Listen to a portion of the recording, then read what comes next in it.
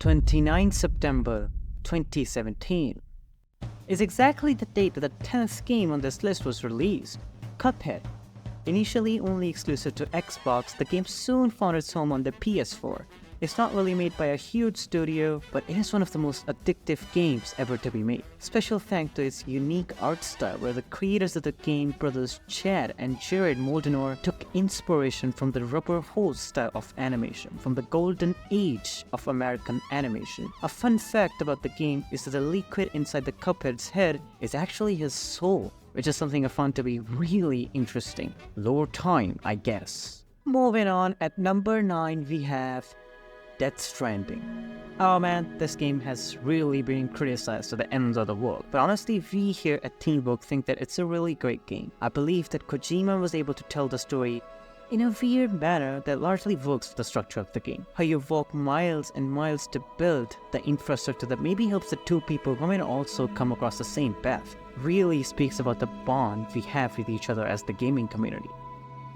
The game itself has some flaws too, like the clunky gameplay and the vehicle mechanics, but I believe that it still offers something unique, which is pretty rare these days. At number 8 we have It Takes Two. I gotta be honest, I'm not really a huge co-op fan, but this game has all my heart. It's such a fun experience that there's almost nothing like this that competes against it in this genre. And a cheesy one-dimensional story is just an icing on the top of the cake. The game really is just about you and the other person you're playing with. The amount of fun you have with this game totally depends upon how fun your partner is, because you'd probably spend a huge chunk of your time annoying each other in this game, which if your partner isn't really interested in, it's probably time for divorce. At number 7 we have the absolutely perfect Uncharted 4. Remember when Naughty Dog used to make new games? Yeah, good old times. Well, Uncharted 4 is the summer blockbuster of video games. The humor in Nate and Sully's personality and their constant banter will forever be a fan favorite. Man, I almost want Naughty Dog to go back to this franchise, even though I believe that Sony has already milked these games to death. I believe that it's given so much to the video game industry. The developers of the game really went all in with the idea of cinematic video games, which I also talked about in my previous video. Sometimes it's hard to believe that the game really came in 2016, which was like 8 years ago, and the game still looks like this. The Naughty Dog craftsmanship is just unbelievable. So on number 6 is a controversial one, God of War 2018. It's a controversy in itself to put this game at number 6, and it was hard to pull it this low, but still it doesn't take away from the greatness of this game. Kratos is given this unrecognizable but fresh cloak of fatherhood not seen before.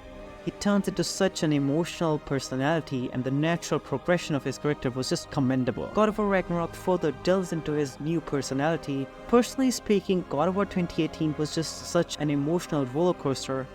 I somehow prefer it more than the sequel. The sequel is more grand in a sense, which is great, but it loses a sense of simplicity and that initial emotion of resound with such large set pieces.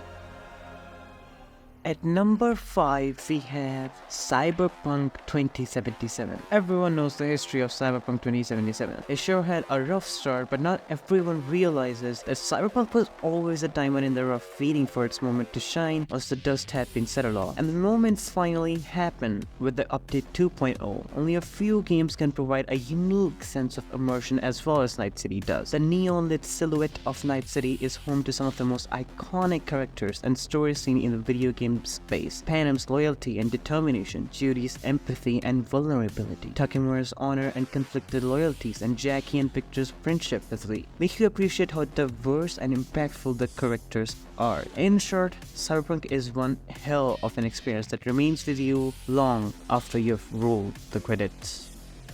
At number 4, it is the one and only Horizon Forbidden West. Generally, the game gets a lot of unnecessary hate. in my opinion. Not everything needs to be awesome in terms of storytelling and narrative depth, and this is coming from someone who is all about narrative depth. The lore of this game gets clouded in all that criticism, and the best part gets totally butchered: the gameplay. Since Sony games are believed to be these walking simulators, seriously, Horizon comes the lowest in that list in my opinion. It's a far more game-like game among the Sony first-party games group, because I'm seriously a huge fan of the freedom this game offers. It's not a Metal Gear Solid in that matter for sure, but it never fails to surprise me, and beyond that, the variety of enemies in this game, particularly the machines, never gets you bored. Whew. That was just the start of the controversies. Up at number 3 we have Returnal, which is one of the most underappreciated games of all time. This is one of those games that are being punished for doing something unique and pushing the boundaries of video game design. Returnal's world is so impressive in a way that it terrifies the player with its otherworldly architecture, its lore, and its ambience, or how the game uses 3D audio, which creates an immersive soundscape that, combined with its visual splendor of dazzling fireworks in the bullet hell combat, creates a truly astonishing experience. Honestly, the ascent to the mountain of Hyperion and defeating it is one of the greatest moments in any video game ever. Returnal has uniquely positioned itself with extremely punishing combat, providing a feeling of satisfaction like no other. The sense of precision required to face the challenges in this game, once mastered, creates an adrenaline-pumping, exhilarating feeling that very few games can trigger. Even the open-ended story of the game is pretty interesting in how it connects Greek mythology with the losing mentality of Selene, and leads the players to connect the overarching dots to their imagination. What Housemarque has achieved in the roguelike genre by creating this remarkable planet of Atropos is nothing short of revolutionary. The second on this list is the epic, the great Red Dead Redemption 2. Rockstar Games created not just one of the greatest games of all time, but rather one of the greatest pieces of media ever. And that is not an exaggeration in any sense. I cannot imagine the amount of man-hours Rockstar had poured in this game. If someone asked me to introduce them to gaming with only one specific game, it would definitely be this one, beyond any doubt. The journey you go on with Arthur Morgan will absolutely bring you to tears, and you cry like a baby in a particular scene of this game. But even beyond that, or the narrative of this game, it delves into a lot of different subjects. It really is a simulation of real life, which at times can be boring too, like the constant X-mashing to make the horse run faster, and the very visible flaws in the game's mission design. But all of that becomes an afterthought when you see the game as a whole. Oh boy, I can bet a lot of people are not ready for this one. So we believe that The Last of Us Part 2 is the best game to play on the PlayStation consoles, particularly the PS4 and the PS5. Okay, so here's your spoiler warning for this game.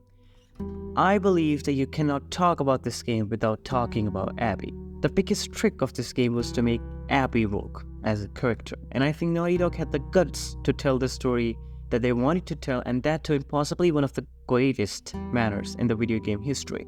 It's heavily scrutinized for its structure, but it is one of the greatest strengths of this game. The path of obsession Ellie chooses can really be difficult to witness sometimes, and that led to some very interesting parallels between our two protagonists. In simple words, the game doesn't end with all happy, everything fine, but instead it went on a journey that feels true to the conditions of the world of The Last of Us, and most importantly, true to Joel and Ellie.